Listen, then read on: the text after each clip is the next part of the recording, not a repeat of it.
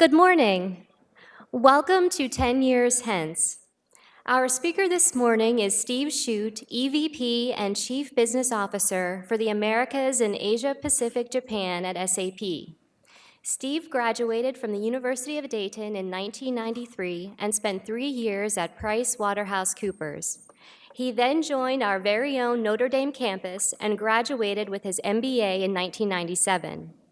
He spent 14 years at IBM, where he held several senior executive positions and lived and worked extensively both in the US and abroad. In fact, Steve has done business on every continent except Antarctica.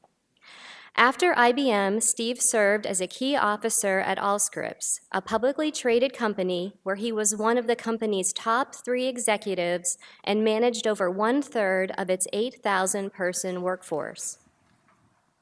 Steve joined SAP in 2014. In his inaugural SAP North America post as Senior Vice President and Managing Director of the Midwest region, he oversaw all customer-related activities for one of the company's largest business units in the world. In 2016, Steve served as Chief Operating Officer for SAP North America and was responsible for the development and consistent execution of SAP's go-to-market and sales strategies. Ensuring Canada and the US achieved revenue objectives and unprecedented levels of customer satisfaction, Steve played an essential role in SAP's burgeoning cloud business and its increased market share. He was responsible for developing strategy and leading the creation and day-to-day execution of the operating plan for a region with over $7 billion in annual revenue. Now, as EVP and Chief Business Officer for the Americas and APJ, he helps shape global strategies, drive top and bottom line growth, and ensure customer success and satisfaction in regions encompassing over 43,000 employees and nearly 230,000 customers. He also serves as a member of SAP's global executive team, helping SAP transform the way it innovates with its customers, engages with its employees, and collaborates with its partners. Steve was recently named as one of the top 100 global sales leaders by the Modern Sale. Please join me in welcoming Steve Shute. Great. Well, Dr. McKenzie, thank you very much for that warm introduction. How are we doing today? I know it's Friday morning in college. I know you do a little better than that. How are we doing? Good? First of all, it's really great to be back on campus. And this place has a special meaning in my heart. And I know how hard you work to get in the seats that you're in. So congratulations to you. And you should feel very confident that the education you're getting here is going to really prepare you for the real world when you get out of the college campus. So congrats on that. Are you guys ready for a great hour? I need a little more energy. Are you ready for a great hour? Just calm down. It's going to be fun, though. We'll have a good time. Just reset the expectations here. We're going to have a good time. First question I have is, do you guys know who SAP is? How many have heard of SAP? All right, most of you. Fantastic. So we're the world's largest software company for enterprise applications. We have about 378,000 customers. Our market cap is roughly $130 billion. And it's estimated that 76% of the world's transactions touch an SAP system, whether it's payroll, your human capital management system, your supply chain, financials. You're probably touching SAP somewhere. Anyone go to NFL.com to play fantasy football? Right, SAP is running a lot of the technologies under the cover. So thank you for using SAP. So as Dr. McKenzie mentioned, my current role, I'm EVP and Chief Business Officer. And what that really entails is 3 big buckets. I help our president run the P&L, so the top line and bottom line growth of the region. We're roughly half of the company's $23 billion of revenue. I also focus heavily on the strategy, the go-to-market, how we approach customers from a geography standpoint, and what's in people's bags to sell. And then lastly, and most importantly, and most fun, I get to focus on customer satisfaction. So I spend a lot of time with customers, senior level executives around the globe, talking about what they're trying to accomplish. So I'm going to start with a story. Do you guys like stories? Okay. So there are two university students. Let's say their names are Wiley and David. And Wiley and David have a big exam the next morning, and they're kind of stressed out. And Wiley says to David, tell you what, let's go out for one drink at the edge off, just one drink. So they go out for one drink, that leads to two drinks. You guys know where this is heading. 5 hours later, they're 50 miles off campus. They can't get back. And they're freaked out. They got a big exam in the morning. So David says to Wiley, I got this. Let's sleep it off in the car. We know the professor gets in early. I got it. So they take a nap, they sleep it off, they wake up. They call the professor. And David says to the professor, Professor, Wiley and I went to a charity event. And we're 50 miles off campus. We got a flat tire. And the professor says, well, do you want a makeup exam? Yes, we do. Fantastic. But David continues to talk and talk and talk. He's describing the hors d'oeuvres being served, what folks are wearing. He's talking about the chandeliers in the room. He's going into excruciating detail. So finally, the professor's upset and says, David, I'll see you at 1 o'clock. So they hang up the phone. Wiley and David are high-fiving, feeling good about getting away with this. They go back to campus, sleep it off. They go take the makeup exam. Professor hands them each a piece of paper. There were two questions. First question is worth 5%. It was, who wrote the theory of relativity? They're feeling good, writing the answer out. Second question, which tire was flat? That was worth 95% of the exam. The key is to keep things simple, and that's what we're going to do today. So you can probably tell by my title, I'm not a computer scientist, right? I'm a business person. So we're going to approach technology today from a business perspective. And if you think about why it's important to understand, no matter what field you go into after you graduate, whether it's finance, accounting, marketing, there's no industry right now, no discipline that's not affected by technology. And I remember a few short years ago, I was reading about the Chevy Volt, one of the first electric cars out there. There are more lines of software code in a Chevy Volt than an F-15 fighter jet, to put it in perspective. Right, so every single industry now is being disrupted and changing due to technology. And I think with that change comes disruption. But with disruption comes opportunity, right? A lot of opportunity. And there is an anxiety factor to this technological change going on as well. We're not going to spend a whole lot of time talking about that, but it's important to acknowledge it. So for example, it's estimated by 2020 that 2.3 million jobs will be created due to artificial intelligence. But there's a lot of folks focusing on the fact that 1.8 million jobs are going to be lost due to artificial intelligence, right? So it's kind of a yin and yang going on.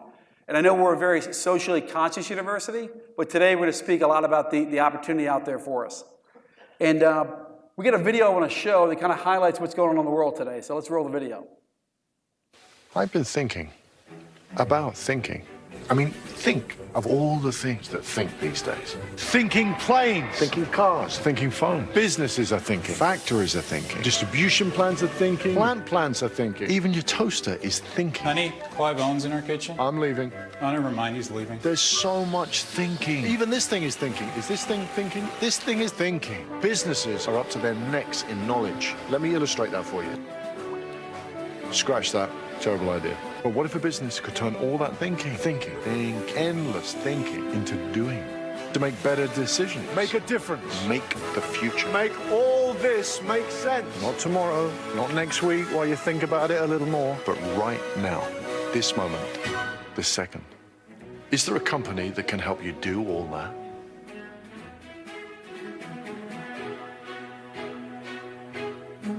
I can think of one. I got to throw a commercial in, right? Once in a while. But honestly, I think the video really captures what's going on in the world today. You have all these devices that are smart, that are connected. They're all thinking. But what I love about this commercial, what's more important than just thinking? It's thinking and doing, right? So what should companies be thinking about doing with technology today? And what should you, as future professionals, be thinking about doing when you get out in the marketplace? And so from an agenda perspective, there's three things we want to cover today. First, I'm going to speak a little bit about my journey and what I'm seeing out in the marketplace. Second, we're going to talk about three key technologies that are fundamentally changing the way business is being done. The first is Internet of Things, so IoT. Second, very quickly, is blockchain. And third is artificial intelligence, AI. And I know this course is centered a lot around AI, is my understanding. So I brought David Judge, a foremost expert in SAP, to go into more detail around AI. And then the third topic we're going to cover is leading in this digital world. Sound good? Okay, that's what we got, so I'm happy. Okay, good. So as Professor mentioned, I graduated Mendoza in 1997. Before I came here, I was a CPA, so I got a chance to learn the financial side of business. I then joined IBM, had the opportunity to work domestically and also internationally, got a chance to live overseas. Started off carrying a bag after Mendoza as a sales rep. Rose up, was running multi-billion-dollar territories. Ran marketing for a $10 billion theater. Got a chance to work throughout Europe, Middle East, and Africa. In the last job I had at IBM, I ran enterprise content management sales globally. I then went to a medium-sized company called Allscripts. They do electronic health records. And it gave me an opportunity to work with the board of directors, work with analysts, and get a different perspective on the work environment. I then joined SAP, came to run a large market unit. I then ended up being Chief Operating Officer for North America, and then I'm now in my current role as EVP and Chief Business Officer. And I thought about what I'd share with you today, and I've learned a lot of things over the last 20 years since being in your seats. But there are three things I wanted to call out and just give you my perspective on. No matter what you do when you graduate here, be a business leader first. You're all getting a great education on general management. Don't lose sight of that. Because many of you will go out, you go into a marketing silo, you go into an accounting silo, you go into a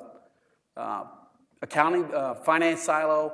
But the best business people look holistically. And the best business people think about the customer they're serving. Right? There's a customer outside the four walls of your company. Never lose sight of that. The second thing I wanted to share is everybody sells. When I graduated Mendoza, my friends actually made fun of me because I went from being a CPA to go into sales. Most of them went into McKinsey or Big Five firms. But what I learned is everybody has to sell. So if you're a finance person wanting to get your budget approved, you have to sell it. Right? If you're a scientist looking for grant money, you have to sell it. So everybody has to sell. And the third thing I wanted to share, which is kind of cliché, but it's very true, is that change is inevitable, without question. Right? It's the one constant we have in life. And when you think about what's happening in business right now, change is happening at an unprecedented pace in the business world. And I love the saying that change has never happened this fast before, and it will never happen this slow again. Right? It's really true.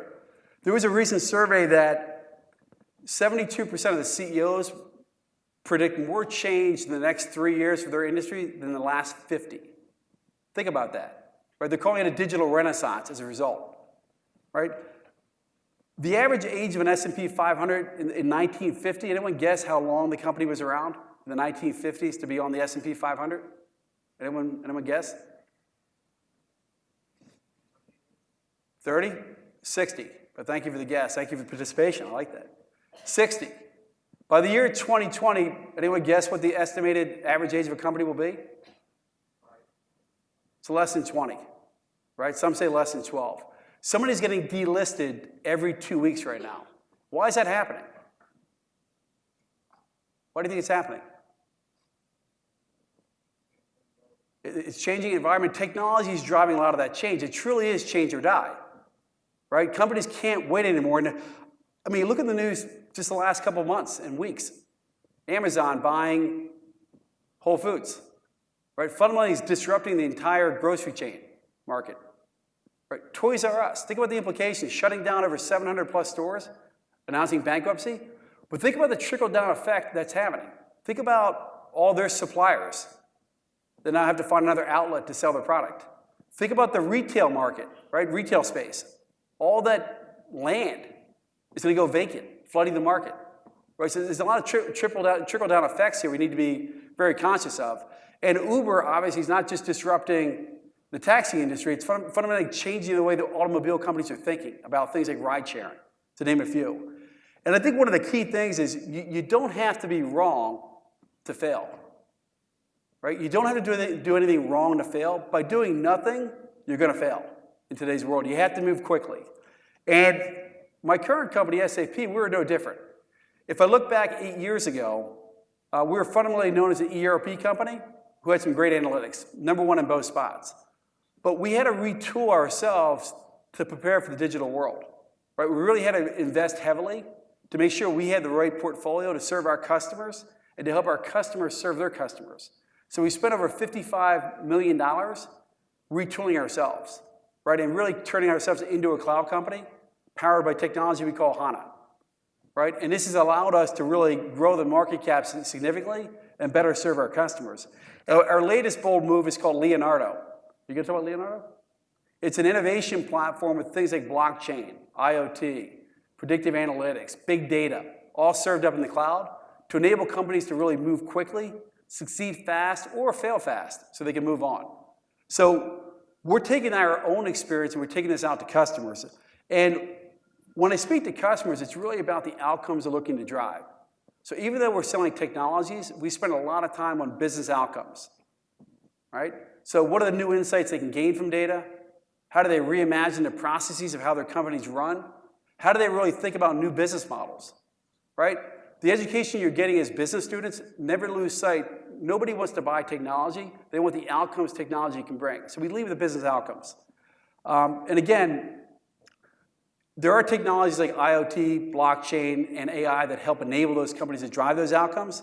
And that's what we're going to talk about in a little bit more detail today. So let's start with IoT. By 2025, you guys have all seen the stats. There'll be over 75 billion connected devices. 75 billion. I'd love to know who counts that, by the way. Because I've seen 50, 75. Let's just say it's a lot, right? A lot of devices. Can we agree on that? A lot of devices.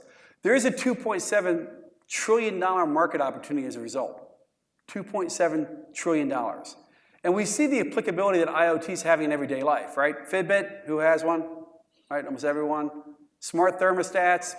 I've got a smart garage now, so when I walk the dog in Chicago and I walk around the corner, I can open the garage and get in out of the snow quicker. Right, everything's being connected. And businesses are doing this all over as well. So they're monitoring refrigerating cargo, right, to make sure the cargo, the temperatures don't drop to a certain point and spoil food. Predictive maintenance on a shop floor to make sure before a machine goes down, somebody's there to fix it. So the applicability is all over. But there are two key points on IoT I'd like you to think about. The first, it's not just about sensor data. But a lot of people think about IoT and they think about sensor data.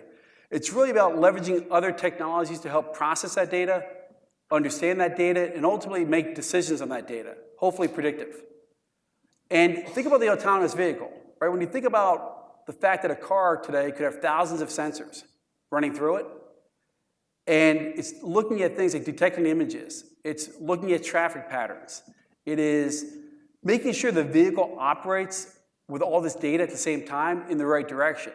Is it perfect yet? No. What happened earlier this week? Uber. Somebody unfortunately died. Right? But I guarantee you in a few short years, the error-prone of self-driving cars will be much, much safer than a human driving a car. Right? It's just the way technology is moving. The second point, again, it's beyond the sensor data, is you have the opportunity with IoT to really create fundamentally new business models. And I'll give you an example. I was with a C-suite of executives not too long ago, and they manufacture generators. And I actually own one of their generators in my home. I live in a very weather-prone area. Electricity goes out a lot. And I said to them, if my wife and I are out of town, I'd love to know that you're monitoring my generator.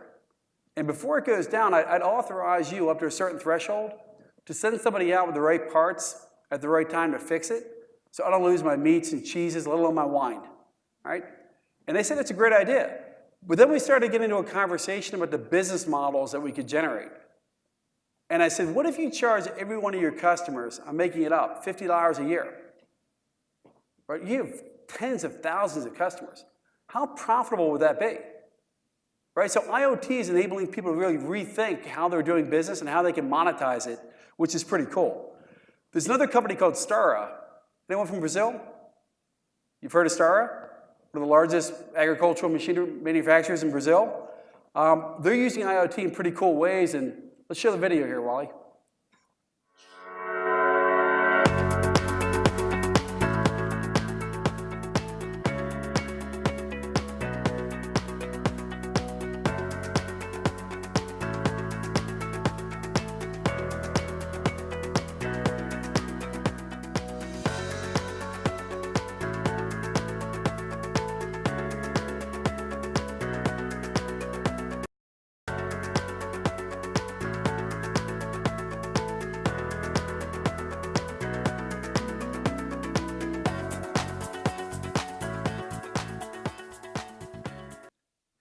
So what they're actually doing is they've actually turned themselves into a precision farming solution company.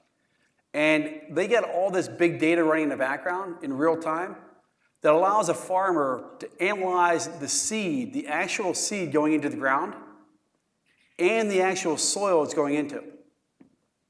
And by doing so, they can predict the outcome of the crop. And they can tell the farmer whether he or she should add more seed in a certain location.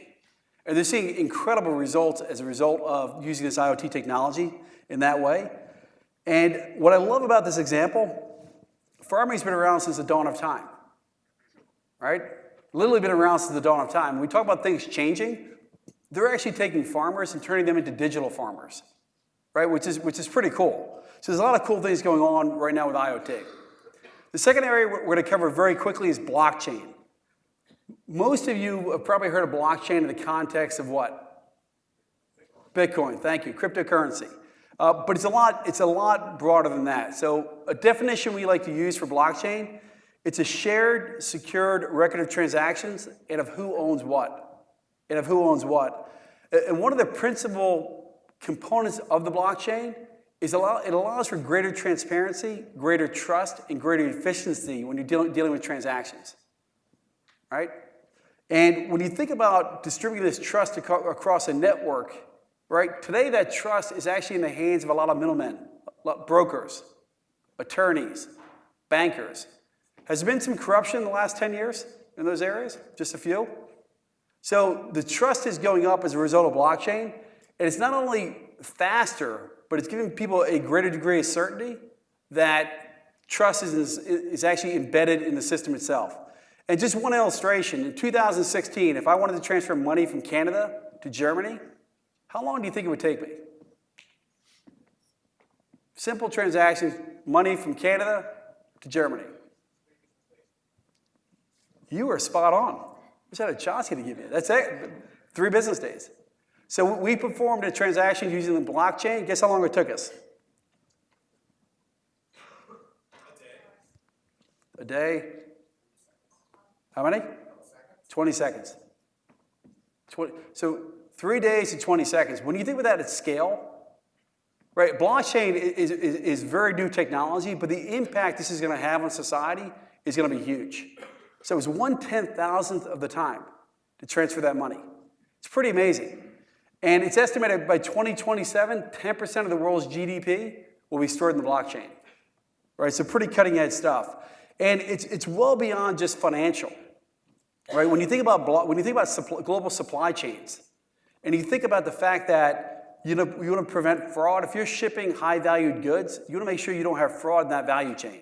Right? If you're a pharmaceutical company, you've got to make sure that drug you manufacture, from the time it leaves your manufacturing floor to the time it gets to the consumer, is untampered. Right? You want to make sure the raw materials that you're producing are done in a safe environment. An example of that is, you guys know De Beers, the jewelry company, diamonds? They're actually trying to use the blockchain to make sure their diamonds are coming from conflict-free zones. Right? And proving back to the consumer that it was done in an ethical manner. So a lot of applicability here. And it's healthcare, it's utilities, it's insurance, it's every single industry. And there's a lot more than we covered here, but we're going to go more detail finally about artificial intelligence before I hand it over to David. And I want to start with a basic definition of what AI is. And I'm sure we have our own definitions, but I want to give you what we call AI. It refers to any technology that allows computers to mimic human intelligence. Okay? Machine learning is a subset of AI, right? Which really allows computers to learn from data without being explicitly programmed. Right? Does that make sense? And there are a lot of companies investing heavy. There's no one company that owns this space, much like the blockchain. Right? There's a lot of partnerships forming, a lot of companies are getting together. And I wanted to highlight 2 examples. One was Google. Anyone ever hear of AutoML with Google? A couple folks, good. So Google estimates there are 43 million programmers in the world. But there are only 10,000 people that are equipped to program artificial intelligence. Right? That's a very small subset. So there's not the capacity in the market to serve the needs of what's coming.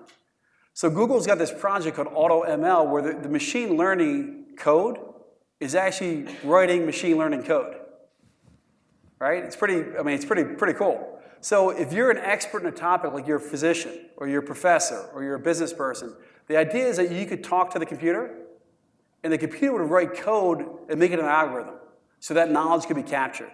So pretty cool stuff. Facebook, you guys use Messenger? Right, sure. So when you type, Wally was showing me the other day, when he was typing it to a friend about a song that he liked, the first thing that popped up was share your playlist, right? So Messenger is using AI embedded into their applications to serve up recommendations. You're gonna meet a friend for lunch, it may say, hey, do you need a ride from Uber? It's gonna pop up. So a lot of cool stuff, and it's got applicability in capital markets, whether it's driving investment decisions, insurance for processing claims, if you're in marketing, pricing optimization schemes, marketing campaigns. And it's estimated by the year 2020, which is, what, 2 years away? Less than 2 years? 85% of your interaction with a company will be done with a machine, right? I mean, 85%. And that's just a few examples. And I'm going to turn it over to David to get a little deeper in the topic. So David, take it away. Thank you. Grab that one. Hey, guys. So just a quick introduction about who I am. I'm actually relatively recently joined SAP. Just before here, it was about 10 months ago. I'd run a couple of consulting businesses. One was actually focused around machine learning, around automation technologies, such as we're working with right now. And before that, I was with a heap of startups. So we've seen what some of these technologies can do in practicality. But the thing that's been probably the most interesting to me is seeing some of the major secular changes that are happening in technology in general. And one of them is most certainly that we're seeing a shift of work from humans to machines in general. So this either means knowledge work, it also means predictable physical work.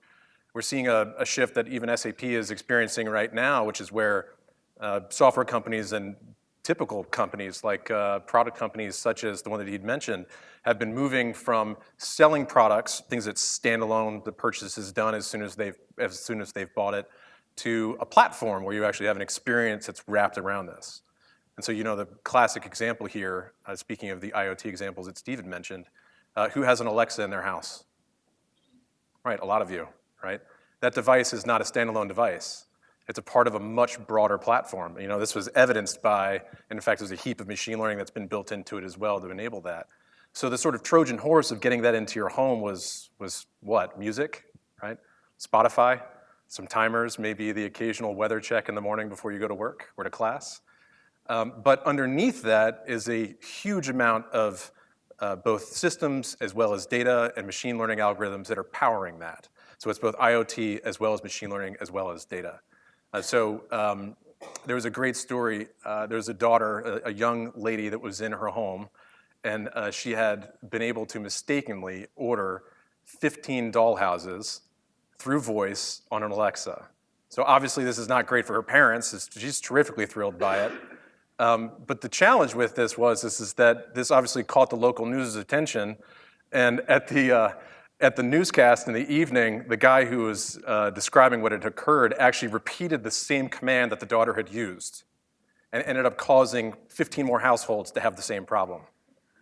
Okay, so again, very happy children, potentially happy Amazon, not happy parents. So you've seen, I'm certain you've seen the number of times that say South Park pranked Alexa. This has occurred. So finally, because they have a platform, they've been able to learn from their mistakes. And so during the Super Bowl, when Jeff Bezos goes on and starts talking Alexa this and Alexa that, and it says Alexa like maybe 50 times during the course of a minute, they turned off every Alexa in the United States. All of them, all at once. So this is a pretty amazing thing, and that could not be accomplished if it was a standalone product that existed in a vacuum in your home. So platforms are going to be the way that businesses start to both reinvent new business models, but also their products. And then we're seeing a shift that I'm not going to focus on too much right now, where the bounds of the business, the idea of who's in the business and who's not, is starting to change. So the people that might be contributing to the businesses that you work in may not be employees. They might not even be contractors. They're going to be people that are in the community that have an interest group or a special interest group that are willing to contribute to an idea. So we're going to focus on the people and machine topics. So this is what you'd see in the press right now. So what's it going to be? Is it going to be red-eyed killer robots? Or is it going to be a cuddly sort of techno-utopian future? And so our belief right now is that in businesses, this is an unhelpful analogy, right? This is not what the reality is right now. In fact, it's pretty far off from this. Really fun to think about it, but it's not informative to businesses or the businesses that you might be running. This arguably is the argument that's happening right now between Elon Musk and Zuckerberg as well. So Elon's the red-eyed robot, and Zuckerberg is Wall-E, and you see how well he's doing this week right now. So there's a couple of differences between artificial intelligences, and so this is representative of the sort of general intelligence, scientific, science fiction future, but there's narrow intelligences that have been in existence for decades now. So who's done an advanced math class and used a calculator?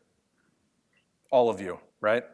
There were people that did that at one point. NASA ran on them. In fact, the movie Hidden Figures talks about this in pretty great detail. IBM put them out of business. So that is an example of a narrow intelligence, and we have many of them. And in fact, this is an image from Hans Moravec, who in 1998 described that sort of an interesting metaphor about how human cognition is working. We spend, and you will spend the majority of your careers at the peaks here. You're acting in a higher cognitive level, less repetitive work, at least I hope that for you. Whereas the very repetitive work has been flooded and will continue to flood over time. And now it's entering into what would have considered to be traditionally white-collar jobs. So I'm sure you've probably all seen the example of Go with DeepMind that happened last year. It's unimaginable to think that a computer could beat Lee Sedol, who was the #1 ranked in the world. It was nearly impossible. No one believed it could happen, and it has. So this is occurring, but they're narrow intelligences and they're focused on particular tasks. And so the goalposts keep moving for workers in the workplace, whether you have a blue collar or a white collar. McKinsey did a great study. So what are the most automatable jobs and functions with presently known technologies? This is not science fiction. So with presently known technologies, we can automate now over 60% of data collection, data processing tasks, and predictable physical work is even higher than that. So if it's in a factory, the robots are here, and they have been in some cases for a while. So the challenge is how are we going to take advantage of the opportunities inside the business to be able to leverage those technologies? But there's a dual mandate too. Is that how can we do these things responsibly? Efficiency is important, but it's not everything. So machine learning, and you've all heard of machine learning at this point. Has anyone worked with machine learning? A couple of you, great. So that's pretty typical, by the way, of the conversations that I have with business leaders. Many have experimented in it. Many have put a couple in production, but it's not really taken hold yet, except in a few point cases. And so we always spend a little bit of time describing what it is. In a very, very simplistic way, machine learning is basically the reality behind what narrow intelligences do. It takes a lot of data, in some cases, lots and lots and lots of data, so 500,000 to millions of examples to be able to do anything meaningful. And this data could be structured language, it could be unstructured data, it could be images. There's a wide variety of different data sources that feed into it. And so using that, we can, through algorithms, we can see, we can read, it can understand. In some forms, it can listen as well. And so why now is this possible? I think it's really changed is that in the past decade, our digital life has created an exhaust trail that's influenced elections in recent days that allows for that data to be used as training into these algorithms. And so that huge amount of data is a big part of it. The second part is we have increases in computing power that didn't exist before. So who's a gamer, computer gamer, right? So it would have been impossible to think that the GPUs, the computer power that was inside of those would have been anything meaningful, but it's actually the engine that's running deep learning because it can do massively parallel vector math extremely fast. The same thing that does the vector math that's necessary to do 3D images. So that's brand new. And the improvements in algorithms, but I mean, I want to play down the necessity of the algorithm itself. Google's chief economist said this just a couple of years ago. He said, it wasn't that we had better algorithms, it's that we had better data. So the algorithms are important, but how you get data and how you capture it and create virtuous cycles is the most important part. So there's limits. Machine vision has a really hard time with this picture. But my 6-year-old daughter, even when my daughter was 3 years old, immediately knew the difference between these, right? So what's the Chihuahua and what's the muffin?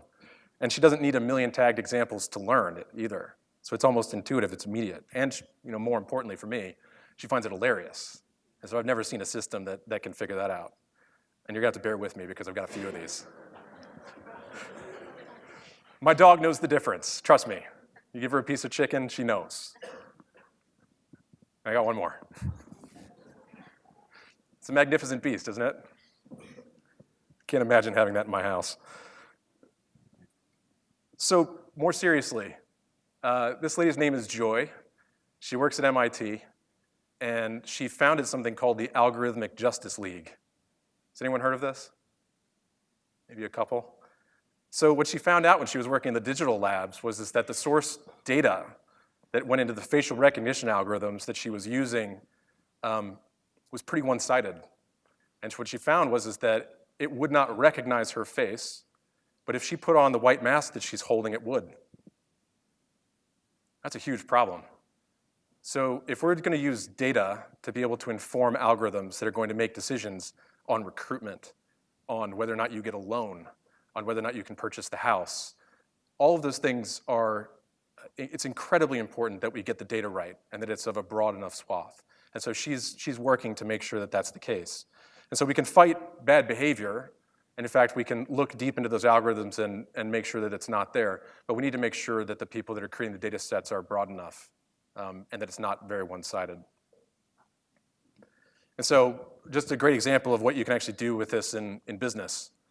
Swarovski is a big customer of ours. Who's familiar with Swarovski? Great. So crystals, right? You little bear that's made out of leaded crystal. So they have a huge customer service organization that does nothing but take in emails from people for repair requests. You got a little bear with the head popped off of it. You want to be able to send it back. They're pretty expensive, and you need to get it fixed. And so the challenge there is that they have a catalog, a product catalog, that's 300,000 deep. And so that's a time waster. You've got a lot of people that are trying to field these requests and trying to match it based off of really basically opening up a catalog and looking at it and finding out what this type is, finding a product number, and then sending it back for repair.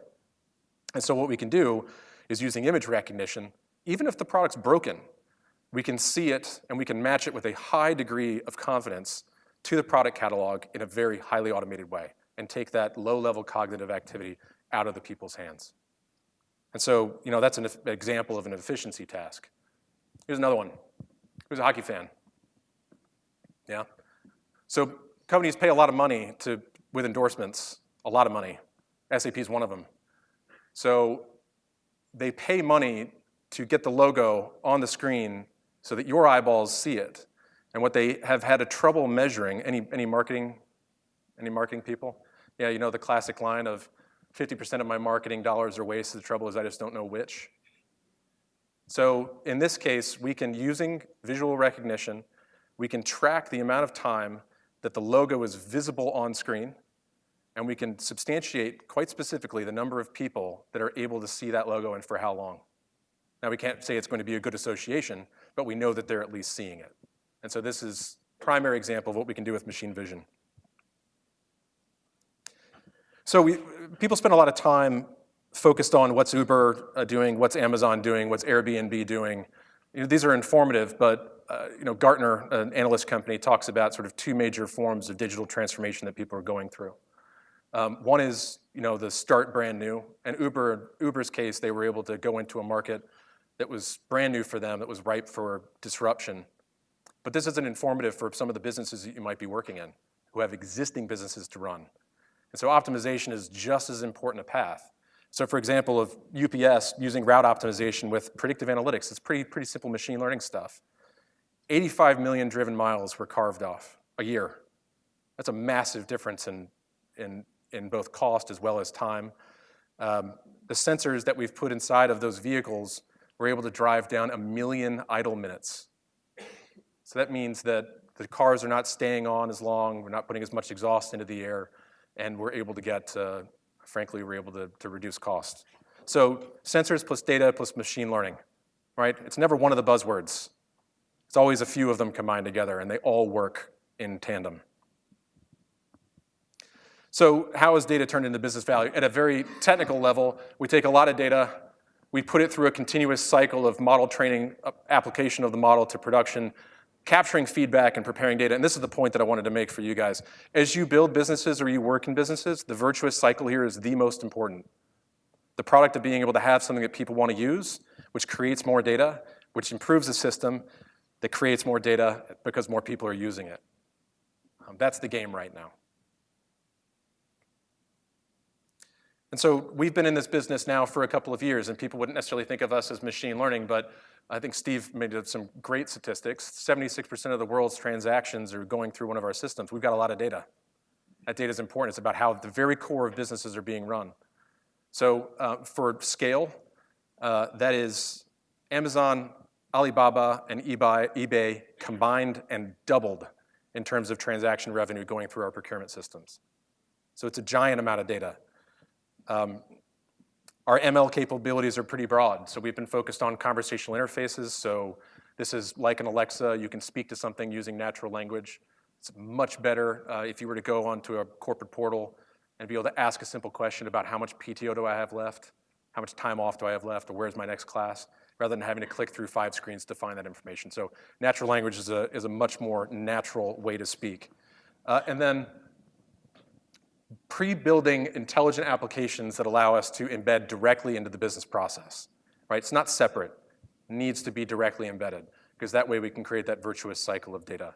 And then the tools that are underneath, and in fact, we're working with Google, big partner of ours. We're working with Microsoft, also a big partner of ours in this space. We need to be able to manage the amount of data. We need to be able to use some of the most cutting-edge algorithms to do it.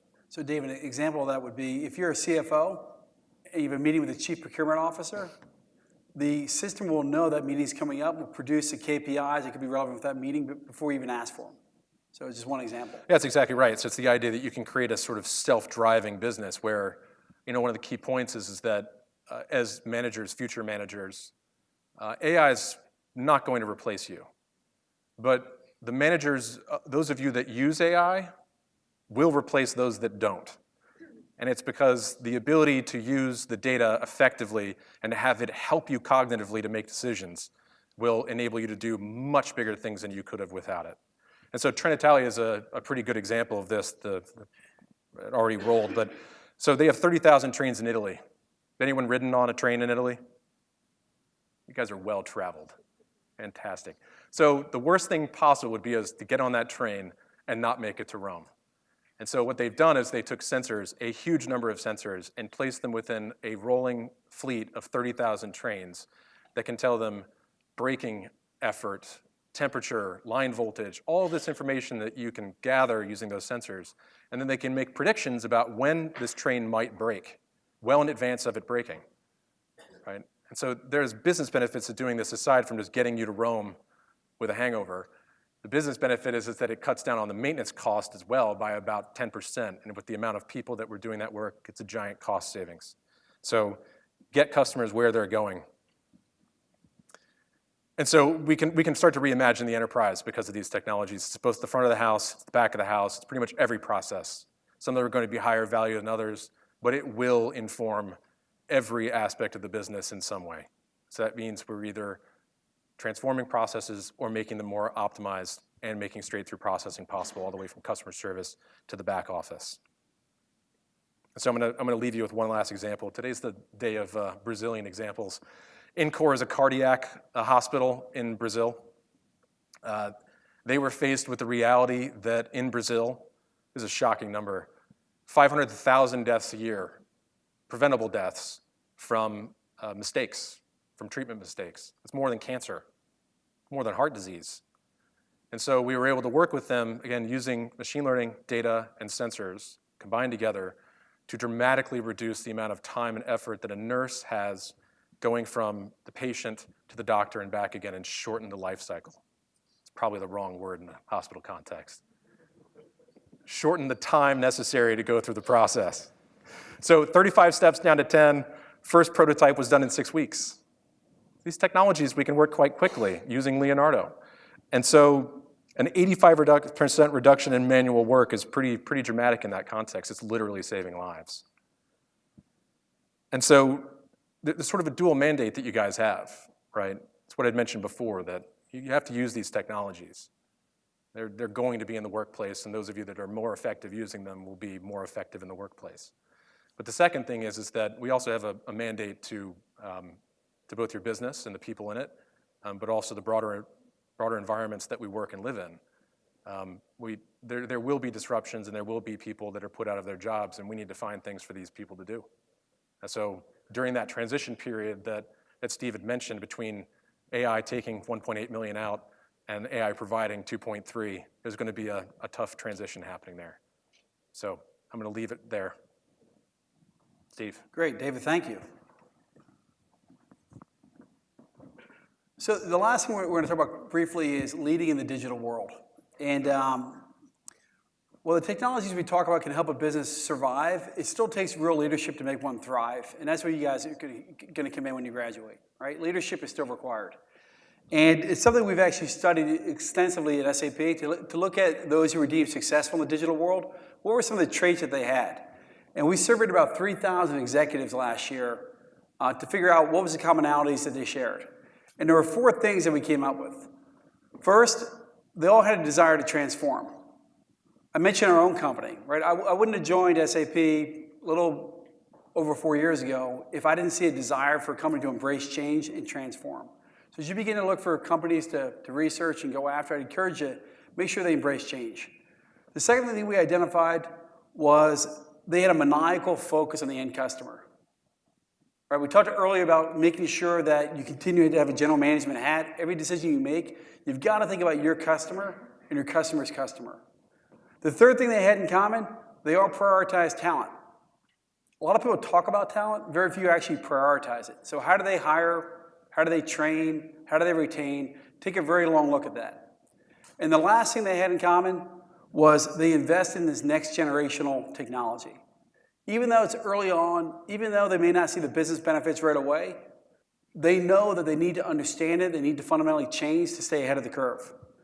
So there's a lot there. But when I think about this myself personally, it all starts with people and ends with people, right? You all heard the greatest asset you have in a company is your people.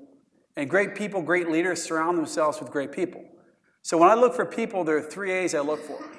One is I look for the attitude they bring to the company, right? Is it a can-do, get things done, yes if, not a no but kind of attitude? The second thing I look for is the aptitude to want to continuously learn.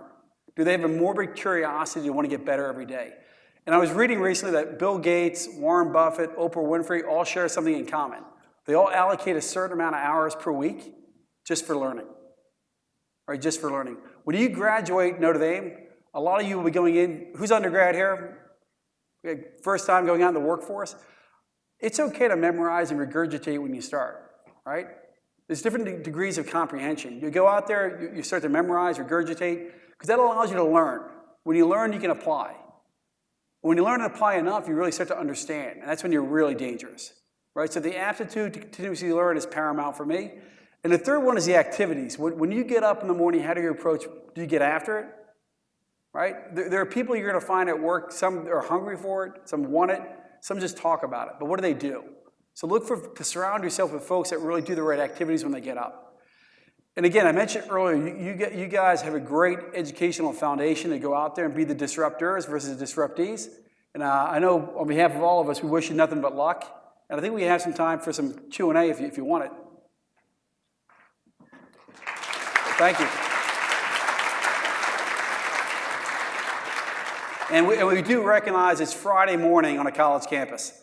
So thank you for being here. You guys are remarkably awake. Yes. Yeah.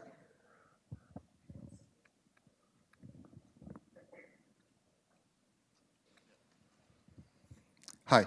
I would like to ask, many of your customers, they run SAP and their own infrastructure. So one of the key parts of cloud is like infrastructure, virtual machines, and all that. Do you have plans to build like data centers around the world? I don't know, here in the US, more data centers to grow in that way, or are you planning to work more closely with, for example, Google or that kind of data center? I can do it. I got it. You want to go for it? So we actually, there was actually a Harvard business case a couple of years ago. I was actually back on campus with Don Ginocchio, about 3 or 4 years ago, whether or not SAP should buy, build, or partner with data centers. And we actually started building a lot of data centers. And to be honest with you, we're actually employing more of a partner strategy now. So with Google, with Amazon, and with Microsoft. So you'll see us partnering a lot more, especially in remote parts of the world, to help serve up our applications. A lot of folks are picking some of the hyperscalers, some of this infrastructure as a service that's more, I'm not saying it's commoditized, but it's commoditizing, and we're partnering more in that area. So anything to add? Yeah, no, there's sort of multiple layers there. So what AWS and so Amazon Web Services and Azure, which is the Microsoft version of that, they've done very well in the infrastructure as a service space, right? Those are the two, and GCP as well, so Google Cloud Platform. The things that we're focused on are a layer up, right? So at the business process layer, at which point, the way that computing is going right now, infrastructure is becoming an afterthought, especially in the hyperscale cloud areas. So it's important, but we do have customers that have different security requirements, different data requirements. So for example, if I go and I talk to Walmart and say that I'm going to put their stuff in AWS, they'll laugh us out of the room, right? They're mortal enemy. So multiple options is the sort of name of the game there, and we're partnered with all the major players. Yeah, we're actually seeing, depending on the industry, we're actually seeing a very hybrid model. So we have a hybrid strategy. We can serve it up in the cloud. We can do an on-premise version. We can do a private version, or we can do a mix. Yep. And when you think about a lot of customers, they're doing a mix right now. So they may put HR in the cloud, but they keep their financials either on-prem or a private cloud, especially in the banking industry, right? Yeah. Certain countries, they're not going to allow their data outside the walls of their country, right? So a lot of these companies are employing a mix, and that's one of our strategies, is this hybrid model to offer people choice and flexibility.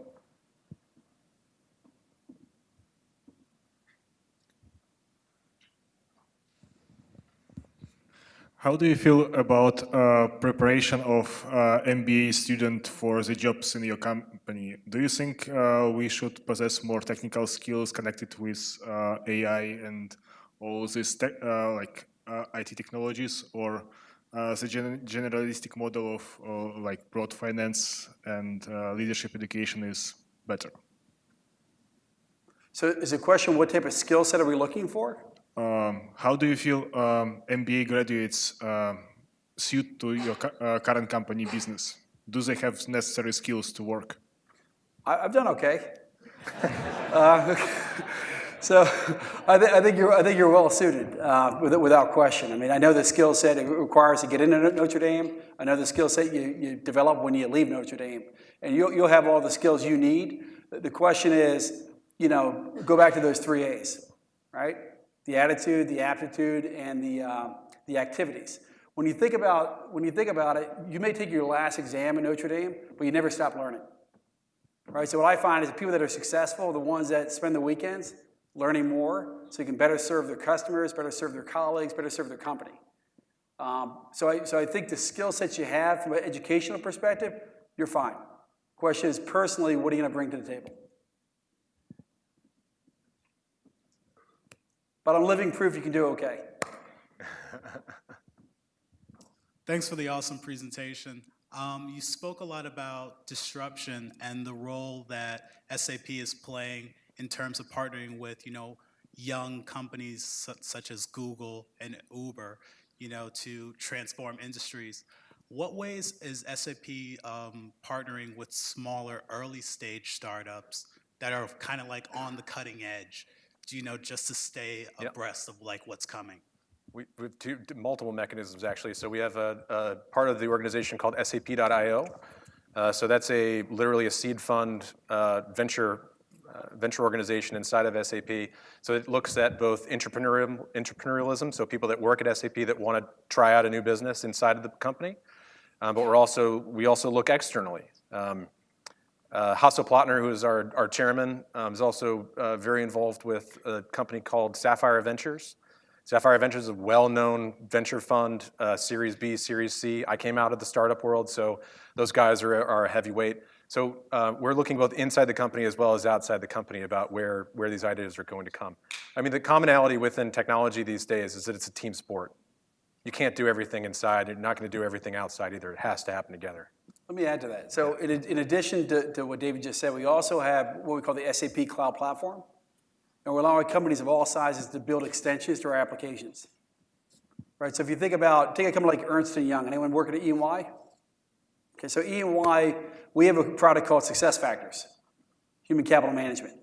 In the US market, for example, you may get a tax credit for hiring certain classes of workers like veterans. Right, to get that tax credit, you got to fill out a lot of manual processes right now, paperwork. So they developed an extension to SuccessFactors to automate that process. That's an example of a big company. On the flip side, a small company called Enterprise Jungle. So if you work at E&Y, or you work at PricewaterhouseCoopers, or you work at Accenture, they do a great job of tracking their alumni. At least they try, because their alumni become their clients. So Enterprise Jungle extends SuccessFactors to keep track of your alumni when you leave. So that's an example of a small company building on top of the SAP Cloud Platform to extend our capabilities, and we have many of those.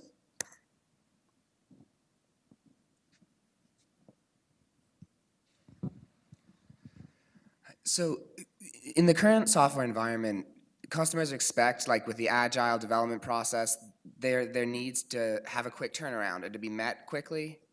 With an older software company that SAP, which has, like, I think the more traditional 3-month rollouts, like the old software development, how have you guys shifted your sales and development model to like match that? Yeah, it's a big question. So, we've been around for a lot longer than many of those businesses, and the nature of some of the technologies that we deploy are at the very center of very large organizations. So 3 months is actually a very short time period for rolling out global financials into 60 countries.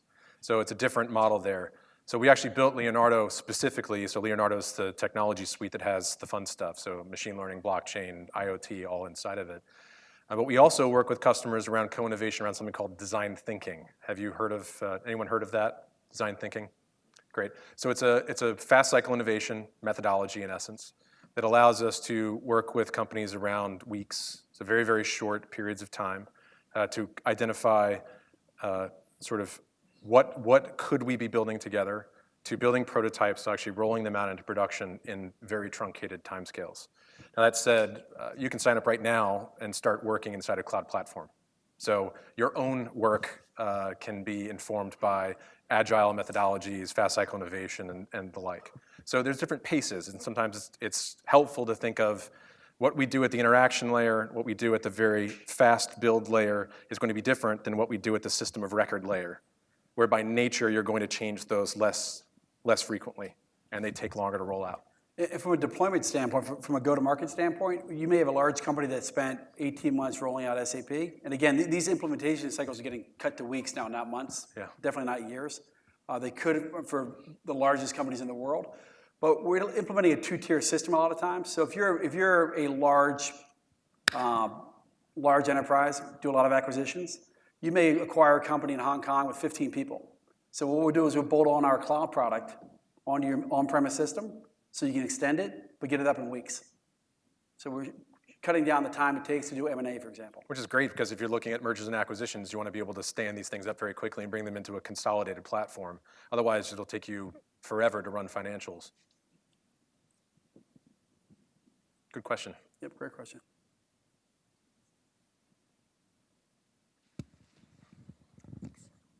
So you talked about the disruption that AI and all of this machine learning will bring and the connectivity of everything.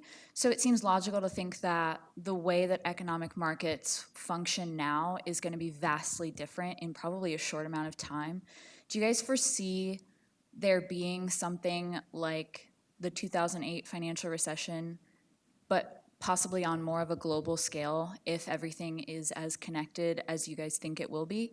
And are there any precautions you're taking from an SAP standpoint to try to prevent something like that being a possibility?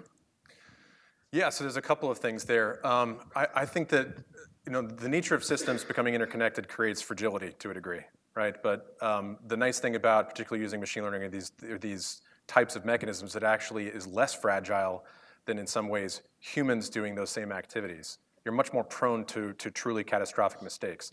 So if you look at there's sort of an in-between period which can be a little bit fuzzy. So the flash trading examples where minor algorithm problems caused, because of robo-traders, caused a flash crash in the market. We're starting to see interconnection within, so logistics was mentioned before, but something like trade finance, right? So the ability to take bills of lading from ships that are crossing across international borders with stock on those ships and then to be able to track them across that's substantially better than trading paper, right? And it's potentially faster. So I think it's a little bit like the self-driving example. There are going to be problems, but in the net, we're actually going to reduce the amount of fragility in the system pretty dramatically. So the impact on societies is a little bit of a different story. So we're actually a member of the Partnership on AI, which is one of the open foundations, which is talking about how do we actually make some of these transitions more smoothly, how can we be ethical, and how can we make sure that we have a sort of, not egalitarian, but a fair society being built around these technologies. But you could also probably spot trends. Again, you mentioned the Ariba network. We do $1.2 trillion of commerce through that network.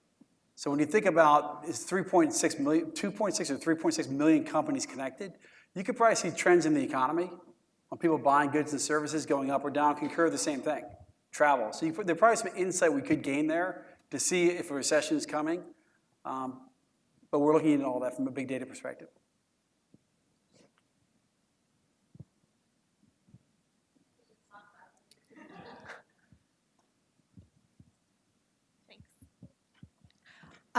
Since you're providing software for this, you might be a little biased in the answer. I'm wondering if you're seeing or expecting people to have more in-house experts doing statistical analysis, doing machine learning, or being able to purchase a product, a service to help them do the analysis, like having the manager on staff who will then be able to kind of outsource and get a service to help them figure out what to do with their loads and loads of data versus having an analyst on staff? The answer is yes. So both. So I would say it's absolutely both. Andrew Ng from, he worked at Baidu before. He's a thought leader within machine learning, had a great parallel with this. You can think about AI or some of these techniques, and I hate the term AI, but think of those techniques that we talked about as almost like a new electricity. And so electrification changed manufacturing pretty dramatically, right? The ability to go from centralized steam engines that were then powering drives that were distributed that way to having engines directly on the manufacturing equipment. This changed whole industries, and we had no idea where they could have led. So, the idea is that how that can be best leveraged inside of a business most effectively. You have business units that are very siloed still in many businesses, that it's not efficient, frankly, because of the small number of people that actually know how to do these things. It's not efficient for those business units to go out and try to source it all for themselves. And so what we can advocate for is that there's almost like a chief AI officer of sorts that needs to be set up that has a sort of center of excellence model that can staff these people but matrix them into the business units, right? Because that way you can actually attract the talent necessary to do it, but you give them the cross-functional capability of marrying up the business need with the technical capability. And so when you put those two things together, it's when you actually have some outcomes from this. So I also think the speed that which the cloud allows you to operate. So you've seen that's why you're seeing cloud adoption so much around the world. It's that speed, because cloud actually, the total cost of ownership is probably more for many companies than on-premise. But innovation is coming every quarter, and the speed in which you operate can change and be flexible is greatly enhanced. And the scale. And the scale. So there's a lot of countries out there. I get a chance to do business in a lot of different places, and go to Japan. Japan is still not a packaged software market. They still like to develop a lot of things in-house. I'm not suggesting Japan's gonna be left behind, but I think a lot of countries and companies will be left behind if they move too slow. So they gotta think about ways to leverage third parties outside their walls to move with speed. But otherwise, it will be left behind, because nobody can do all this by themselves. Yeah, I mean, many of our engagements, we actually bring our own data scientists, as you'd expect. Like, we have very deep knowledge of our own data, and sometimes customers have less knowledge around that, which is something that will likely change over time. You can look at the parallel around mobile from before, right? People set up separate units to build mobile applications in the past. And now every business unit you see has a mobile developer that's available to them because it's more common to be able to source these folks. So it's going to be a gradient over time. And I'd argue that most great development organizations have a mobility mindset first, because that's Absolutely. the way people are consuming content. It's absolutely changed the nature of which you develop. Yep. Yeah. We have time for one final question. This was great. Friday, I mean, I assume they were at the linebacker last night delayed, or some Corby's or someplace. This is unbelievable. So I was wondering, I'm assuming that in the blockchain solutions that you offer, these are customized, private, centralized blockchains. Is that right? Some combination. So I mean, like, listen, creating consortia is a tenuous thing. You have to have multiple businesses getting together to agree on something. You pick the 5 top banks and you say, let's do something together. Maybe. Right. Right? So what we've worked on has been first creating developer level capabilities. So taking Hyperledger and a few of the other capabilities around that, packaging them up to make them more developer friendly and give them tie-ins to some of our backend systems. So that's one way that we're doing it. The other way is that, so for example, we created an application called TrueRec. So Bitcoin is probably the least interesting part of blockchain for me. Distributed ledger is a much broader topic than that. And you can think about credentials tracking. Think about right now. How many people do you think are faking it, the fact that they got this degree? Right, there's very little, not you, man.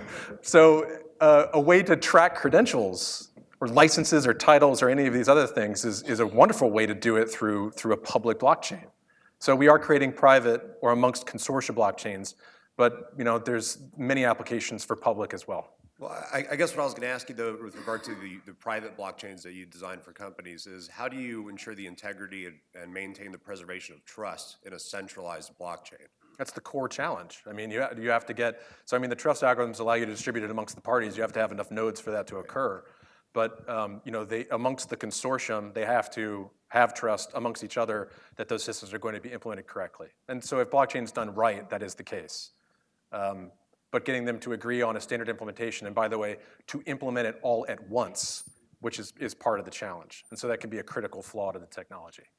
But there's great examples. Trade finance is a terrific one. That could really change the way that's working. Logistics and tracking and tracing and things like tracking conflict minerals is another great one. Being able to take a piece of equipment that's gone into, for recalls, 500 different cars of this particular product type is perfect, is ideal for blockchain. None of those are cryptocurrencies, though. So none of Sorry, your solutions, ICO guys out there. So a single company does not control all of the nodes in any of the solutions that you offer with regard to blockchain? They could. We're creating the technology capability. We're working with companies to implement it. And there's many ways to implement blockchain, even intra-company and inter-company. So I guess with that, thank you very much. And the last words are go Irish. Thank you. Appreciate it.